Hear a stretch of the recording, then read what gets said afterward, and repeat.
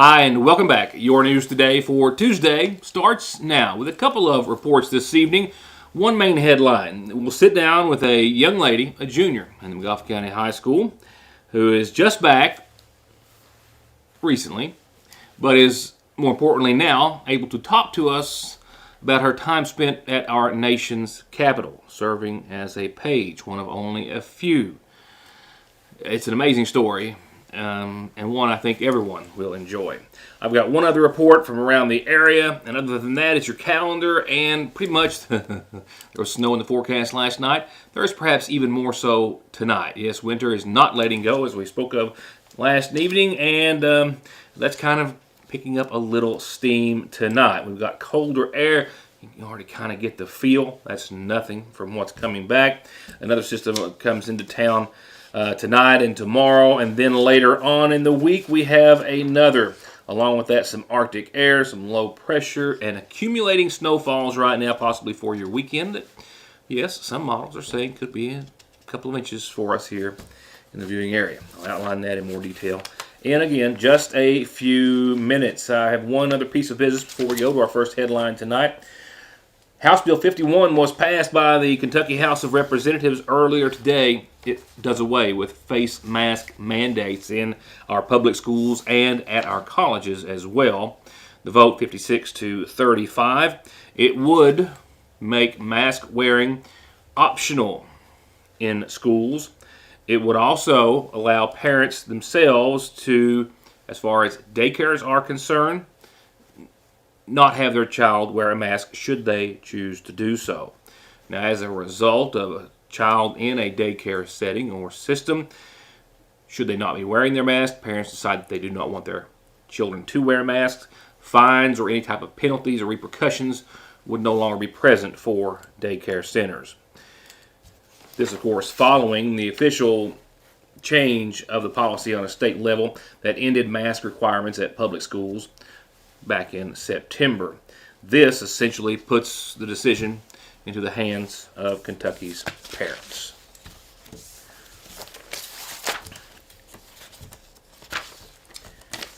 A man out of Pikeville was convicted this past November on charges of healthcare fraud and wire fraud after a federal jury found that he profited to the tune of millions and millions of dollars for a double billing scheme, if you will, taking money from patients addicted to opioids and Medicaid as well, double dipping, if you will. Eugene Cisco III was said to have made about $10 million by telling Medicaid patients that they had to pay him cash for his services, for his treatments, and he was also billing Medicaid for the same or a similar amount. The 36-year-old Pikeville man is not a doctor or a medical professional, but did deceive patients, many, and made them pay anywhere from $200 to $300 a month in cash to be treated at his clinics. He had clinics in Pike, Floyd, and Harlan counties, and according to the federal government, made about $5 million off of those cash payments alone from 2016 through October of 2019.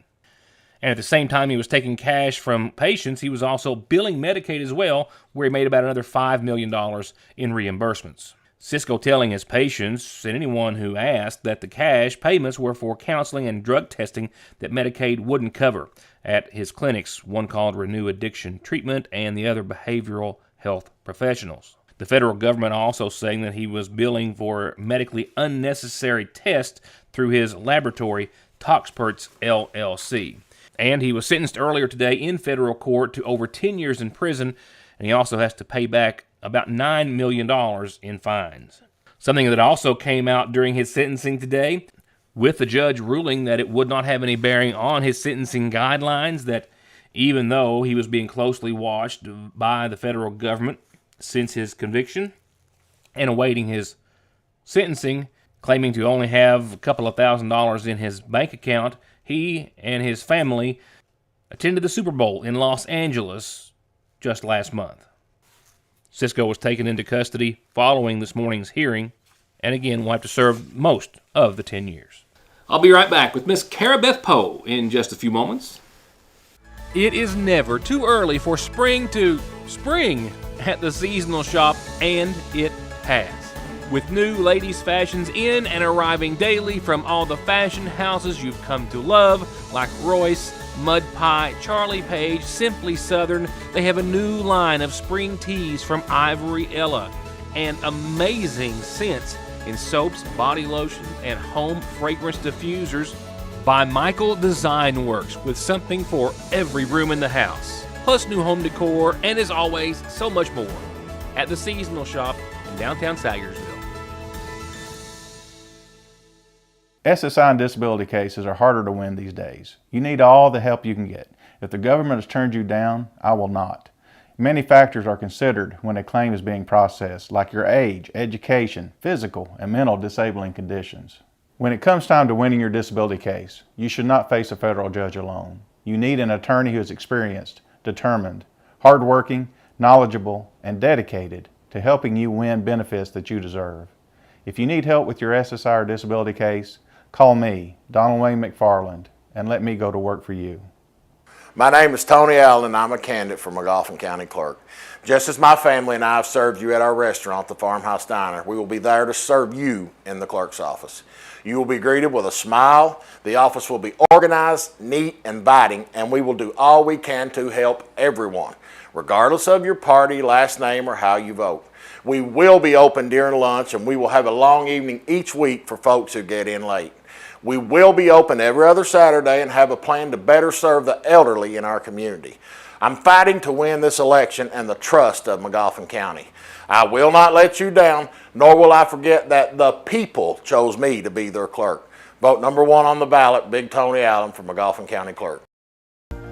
Whether the new year brings you new dreams or you're working towards the same ones, let Salyersville National Bank help you build, bank, or save for them. Salyersville National has been helping dreams come true since 1902. Give them a call at the main location, 349-3131, or the branch, 6121. If you've been waiting on the new Samsung Galaxy S22 device, then the team at Appalachian Wireless has some good news for you. Appalachian Wireless is launching all Samsung S22 models on sale. Every S22 model will be $150 off normal contract pricing, or take $100 off and we'll pay the taxes on the Appalachian Advantage. Visit one of our retail or dealer locations and on the web, because we don't want you to miss this fantastic deal. We are you. We are Appalachian Wireless. All of your sign and graphic solutions at Independent Signs and Graphics in Sayersville, where we can put your logo on everything from custom leather patched hats to wall hangings and decor, all made on our new laser printer. And if you don't have a logo, well, we can do that too. We do everything from banners to plastic, aluminum, decorative hanging signs, vehicle graphics, and full wraps. And campaign signs, yes, we will meet or beat any area price on yard signs, 4x4 billboards, bumper stickers, flyers, whatever you need. And the quality of our workmanship, the quality of our materials, and our artwork are always top shelf at Independent Signs and Graphics here at the Sayersville Independent, 349-2915. I'm Kelly Collins. And I'm Taylor Shepard. And we are with the Golden Law Office. We both began our legal careers in Lexington, representing the nation's largest insurance companies. This experience provided us with inside knowledge as to how the insurance company will defend your case. We are now taking that knowledge and returning to our hometown in Eastern Kentucky. As a partner at Golden Law Office, we are returning home to continue to help those hurt through no fault of their own.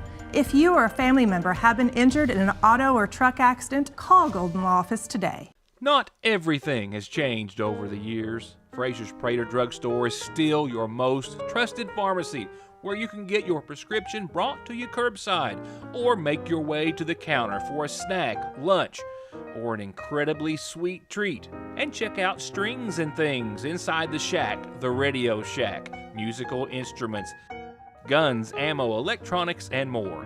It's as wonderfully unique of a shopping experience as is the selection at Fraser's Prater Drugstore in downtown Sayersville.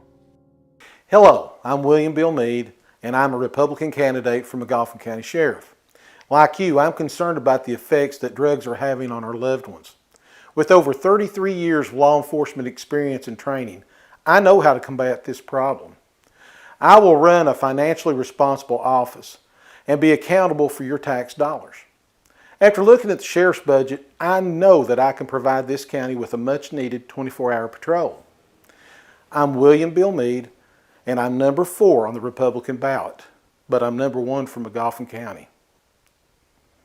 Parkway Pharmacy, as always, promises the quickest service with the very best care and prices, and to always have someone there to talk to when you have a question. With 3 pharmacists, curbside, drive-through, and call-ahead service. Parkway Pharmacy in Sayersville, 349-4400. Where you can always talk to a pharmacist when you need one. At Golden Law Office, our attorneys previously represented the nation's largest insurance and trucking companies, handling cases involving serious personal injury and death. We know their strategies, how they will defend the case, and what factors drive large settlements. The attorneys at Golden Law Office can use this inside knowledge to ensure your case is handled effectively and aggressively. Hiring Golden Law Office provides you with a strategic advantage. Call Golden Law Office today. This next story is one that I've been looking forward to doing for quite some time now. Miss Cara Beth Poe is with us this evening, and while she couldn't talk about it while she was there, she can share with us most of her experiences after returning back from our nation's capital. That's right, she was in D.C. for 5 months, where she lived, where she still had to go to class, and where she was among a total of 60, 30 young ladies, 30 young men, who essentially worked every day tending to basically every need of our senators as they conducted business of the nation. At our nation's capital, where it is very safe to say that she was just as well received as she was respected by her peers and our leaders. Cara Poe tells me that she found out about a last-minute opening that Senator McConnell's office had informed the school system about, wanting to fill this space with a student from Eastern Kentucky. They offer the majority and the minority leader multiple pages, and McConnell was able to sponsor another page. He already had a page, but he had to find one quickly. So the Eastern Kentucky field representative reached out to our high school, Donna McClure, and she was just like, I'm really wanting to have a page from Eastern Kentucky. It has to be a girl. We already have a couple girls interested out towards more so northern and western Kentucky, but there hasn't been one from Eastern Kentucky ever in a long time. So she was really pushing for me or somebody from our area to apply, and they asked the high school and both counselors, because you have to be a junior and 16 or 17 years old. They both recommended me, so I applied, and she contacted us, and 30 kids from across the nation apply every year, 15 boys and 15 girls. Applying would mean letters of recommendation and a lot of other things, including an essay that she would have to use to convince them that she could adapt to the atmosphere and be away from home for 5 months without her family, without a phone. Not something for everyone. But for Cara, she relished the chance of a once-in-a-lifetime experience, not just to be a part of the inner workings of our nation's capital and leaders, but to learn more about the people that she would spend almost a half a year with. So you'd wake up at 5 o'clock every morning, and I lived in a dorm with all the kids, and I had 5 people in my room. I was the 5th, so there was 4 other girls, and I mean, it was a big enough space, but that was different. Like, I was living with kids. I had a friend from New York in there, and there was a girl from Virginia and Nevada and Illinois. So I was just getting to meet all these different people, and we'd all have to wake up at 5 o'clock in the morning and adjust to moving around each other and trying to get ready. And you'd have to be down there by 6:15 and eat breakfast, because the school was in the basement of our residence. And I'd have classes just depending on the Senate schedule. So I'd either have 50-minute classes, or sometimes I'd have 15-minute classes, and I had 4 classes a day. And you'd walk around before the classes and get your homework, and I would say I'd have like 5 to 6 assignments to do every night of homework. And on top of that, going to the Senate, and you'd have to leave an hour and 15 minutes before they were going into session to prepare the chamber. So I'd be delivering papers and running around and making sure that we had ice for water, and that the papers were getting delivered in the right place, and we had the right copies and how many copies we needed. And then when they got there, you'd have morning and late shift rotations, so you'd be on the floor an hour or you'd be out in the back lobby, and that's when you'd try to get your homework done. And while you were on the floor, you were setting up podiums and getting water and getting papers and going and printing them off and going and delivering them there and taking speeches and going and getting them a copy if they'd like a copy for their office files. And if they were in a vote, everybody was on the floor, and you'd be running back and forth. If somebody sits down, they might need something, or when the vote was over and you'd have multiple votes back to back, you have to run the roll call runs and take the paper and go print it off of what every senator voted and take it to different offices and to the legislative clerks, and just basically anything you needed, you went and you went and done it. And as we all know, well, there's been some big things happen at our Capitol over the course of the past year or so. Some monumental, historical discussions and decisions and votes, and some that she's never going to forget. I was there when they started debating about whether they should abolish the filibuster. I was there for the National Defense Authorization Act, the NDAA, when they passed that. I was there whenever they were trying to push for Build Back Better, and for the anniversary of January 6th, the first anniversary. They talked for a long time about the new Voting Rights Act, and I was there whenever Senator Murkowski from Alaska, she's a Republican, and they needed a Republican to agree to it so they could start voting on cloture for it, and she was the first person to agree and say, hey, maybe we can debate this, maybe we can start talking about this. So that was really big. All the senators would just keep telling us, especially on the Dems side, just wait, you were here at the beginning of it. This is going to be the biggest piece of legislation since everything that happened with Martin Luther King and all the Jim Crow laws, and they said just keep waiting, just watch, you're getting to be here for all of this, and you're never going to forget it, because this is going to be big, and you're going to get to say, I was there and I watched that happen and I watched it start. Did you have any aspirations or intentions on living or leading any type of legal or political career or otherwise before this, and if so, how did that change when you came out of it?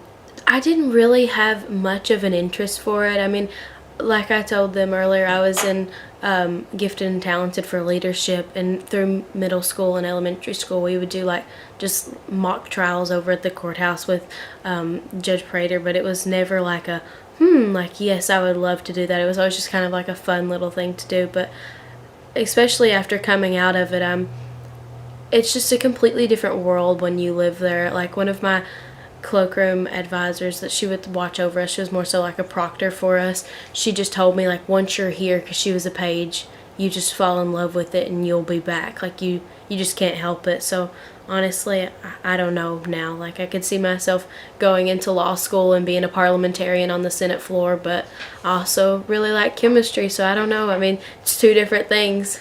Two very different things. You never know, I guess.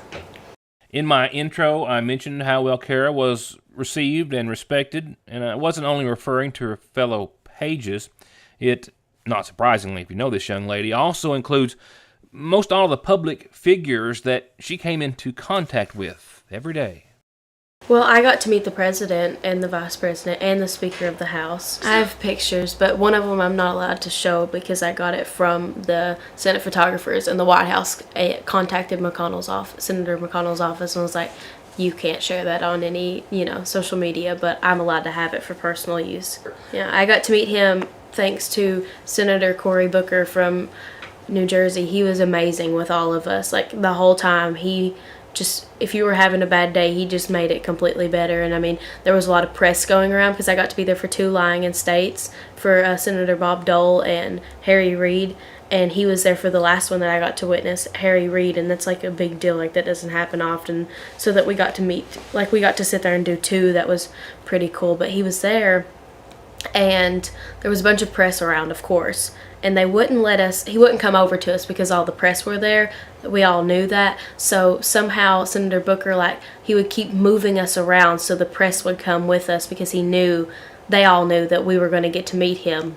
Most likely because we were standing there as a class of 30 kids just in the little blue suits waiting for him. And so he would take us and he would slowly start to send, oh, you go over there, oh, you go over there, because he was in the Mansfield room. So we went to the back entrance of it, and the press didn't know that was, where he would be coming out of. And he got us all lined up around him where the press were behind us. And as soon as he walked out, he just saw us all standing there looking at him like, "Hi, please talk to us." And he interacted with us for like 20 or 30 minutes and took pictures with us, and Senator Booker was there in the pictures, and Speaker Pelosi came out and she talked to us and then ended up posting the pictures of President Biden interacting with us on her Instagram. And we got to meet Vice President Harris multiple times when she come in on like a tied vote, and she ended up taking a picture with us and just talking with us. It was very cool to get to speak to them, and it wasn't as formal as I thought it would be. They interacted with us just like they were talking to normal people. It was crazy. And I am sure we would all agree. Would she do it all again if she could? Yes, she can't, but she would. Only one time in your life you get to do this. But you can apply for an internship when she becomes a junior or a senior in college. And if you haven't already guessed, that's already on her mind. Have you thought about that yet? Yes. And? I probably will. Even just going back and being a doorkeeper and like getting to interact with the Capitol Police again. I got to know a lot of the doorkeepers. Like even just doing that for a summer, that would be so fun. Like I was watching the State of the Union the other night, and I would see some of my doorkeeper friends. I was like, "Oh my gosh, there's Laverne. Like I haven't seen her in a while." It was just crazy. Like I was there with kids from all different ethnicity backgrounds and like religious backgrounds, and just getting to hear them and their stories and just their way of life. And just like I learned what summering is. These kids go to like their houses in the Hamptons or in different countries and stay for the summer, and I was like, I didn't know what that was. Like I hang out with my nieces and nephews during the summer and like just go lay by the pool. It's not like this big extravagant thing like they do. And just getting to see how different people live, I feel like I have a better perspective. And we would do these classes sometimes if the Senate wasn't busy during a recess week, where our chemistry teacher, Dr. Johnson, she would like do these almost like TED Talks, and just like, how can I better myself in talking to people and understanding people, and understanding, that just because they have a different opinion as me or their different way of life, that's okay. And just getting to learn about just all these different things. It was amazing. I never would have had that experience anywhere else. Indeed. While this story might be over for tonight, it's not over. A few other things that we'll have to pick up next time. She was honored with special recognition before she left, and she also came home with some motivation after a friend of hers that she made while there took up a cause that Kara believes would be most worthy here at home. So look for that next time. And Heather will have more on Kara in this Thursday's edition of the Sagersville Independent. And by the way, you will immediately see and feel a difference in this edition and all those going forward of the Sagersville Independent, as well as the Big Sandy News. That's all I'm going to say for now, but some changes are taking place this week, and I'll talk more about those a little later on. Right now, let's talk more about trying to laugh it off, and I'm trying to sell this as much as possible. Let's talk more about the snowfall that we could see for the weekend. This is definitely a more to come situation, as the weather most always is. Still way too far out to tell, but by Friday, we could see a lot of moisture, and the 60s, mind you, turn into some very cold, and we'll see the cold, and we might see the change over to some snow, and we might see some accumulating snow at that. So right now, well, I'll get to your forecast and just give you some detail, and then we'll really start to hone in on it tomorrow, certainly into your Thursday. Still a lot of unknowns, still a lot of miles between us and what's coming our way. 38 degrees tonight, patchy fog, and rain is back in the picture for tonight. Right now, mainly after 10 o'clock, and we might see another half inch of rain tonight, and that rain ending mainly by 10 o'clock in the morning, another quarter of an inch possible tomorrow. Temperatures will drop down, or we'll see about 50 degrees tomorrow, rather, during the day, and drop to 33 tomorrow night. Things will all be dry and calm by tomorrow and the end of your Wednesday, and right around freezing, so just a rain event for this one. Tuesday, rather, Thursday, we'll go to 56 degrees. Yeah, mid-50s, partly sunny, nice day. 36 that night, calm, clear, sunny across the board, and mid-50s. And Friday, even nicer still to start out, at least. We'll top out at around 63 degrees, mostly sunny skies, and we'll stay dry, I think, maybe through all of your Friday, if not most of it. Shower chances are slight after 5 o'clock, but they ramp up to a rain event by the time Friday night and midnight rolls around. That's the one that could change over to some snow. And that is where Friday night and into your Saturday, look what happens. Temperatures slashed in half, 60s to 30s, Friday to Saturday. Yeah, 31 Saturday, some AM snow. The snow will be leaving pretty early, but it could leave behind a couple of inches possibly. Again, more later. From there, we rebound pretty nicely, pretty quickly. Short-lived it will be, but Sunday 48, Monday 61, Tuesday 61, sunshine all 3 days. A slight chance of rain for Monday and Tuesday. A lot to talk about. Time's changing, spring's coming, and so's the snow possibly. And that's my time. Thank you for being a part of it. See you back here tomorrow night.